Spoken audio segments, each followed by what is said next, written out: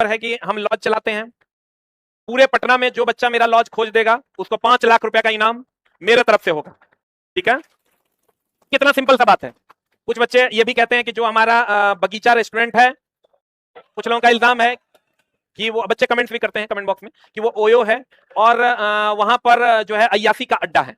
दो बातें मेरे जहन में आई है जो इल्जाम मेरे ऊपर लगाया गया है, तो इस इल्जाम का जवाब भी मैं आपको दे रहा हूं, वो सुन लीजिए आप। ये ओपन फॉर ऑल है, कोई भी जा सकता है, कभी भी जा सकता है, रात के 12 बजे तक खुला रहता है। यहां से 20 मिनट का रास्ता है।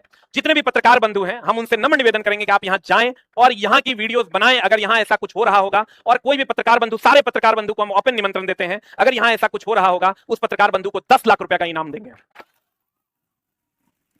बहुत दूर है भी नहीं, 20 बगीचा रेस्टोरेंट, रिसोर्ट एंड रेस्टोरेंट आप गूगल कर लीजिएगा और गूगल करके आप बहुत आसानी से 25 से 30 मिनट में पहुंच जाइएगा। और सारे पत्रकार बंधु वहां जाइए, जो पत्रकार बंधु हमारे ऊपर लगाए गए एलिगेशंस को प्रूफ कर दीजिएगा, उनको 10 लाख रुपए का इनाम। बिहार के सारे पत्रकार बंधु सादर आमंत्रित हैं, क्योंकि लॉज खोजना तो ये पत्रकारों से नहीं होगा, ये बच्चों से ही होगा।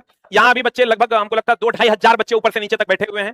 2.5 हजार लॉज के होंगे, अलग अलग लॉज से बच्चे होंगे। आप अपने अगल बगल में 2.5 हजार है, इसका मतलब आपके अगल बगल में 5 लॉज होगा, 10,000 लॉज से ज्यादा है भी नहीं पटना में। आपको टास्क दिए, इसके लिए हम 5 लाख रुपए का इनाम आपको देंगे।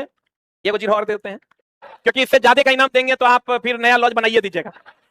और अगर कोई भी पत्रकार बंधु मेरे इस रेस्टोरेंट के बारे में जो कहा गया कि मैं ओयो चलाता हूं उसमें या अय्यासी का अड्डा है, इस बात को अगर कोई साबित करता है तो मैं उसे 10 लाख रुपए का इनाम दूंगा। ये घोषित इनाम है। अब दोनों का हम तोड़ आपको बता देते हैं। मैं लॉज नहीं चलाता हूं, लेकिन दिव्यांग बच्चों को, जिसके पिताजी नहीं है, गरीब बच्चों को यहां पर रखता जरूर हो, वो भी फ्री ऑफ कॉस्ट। उसमें भी रहना खाना पढ़ना तीनों और किताबें भी देता हूं। ये खोजने जाओगे तो इस बात का पता चलेगा तुमको।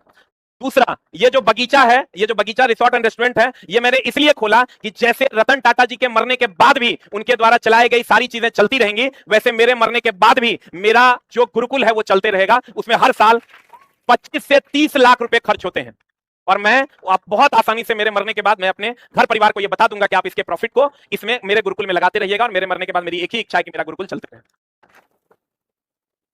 एक बात तो हो गया। दूसरा, रही बात की बिल्डिंग्स आपने बहुत सारे बनाए हैं, हमने बिल्डिंग बनाए हैं। आप जिस बिल्डिंग में अभी पढ़ रहे हो, ये बिल्डिंग भी मेरा ही है, और ये हमने क्यों बनाया है उसका भी जवाब हम आपको दे देते हैं। ये बिल्डिंग हमने इसलिए बनाया कि अभी बीते दिनों जो इतना भी आप देख रहे होंगे जो मुद्दा हुआ जिसमें एक आदमी की जान भी चली गई, उसमें मकान मालिक से लड़ाई झगड़ा ये चीजें हो रही थी, हम अब इससे मुक्त हैं। दूसरा, लोग फायर की एनओसी के लिए परेशान होंगे, अभी 15 से 20 दिन पहले हमें फायर का एनओसी मिल चुका है, और हमारा सिस्टम इकलौता सिस्टम है जिसको फायर का एनओसी है, और बिहार सरकार इसको एनओसी दी है।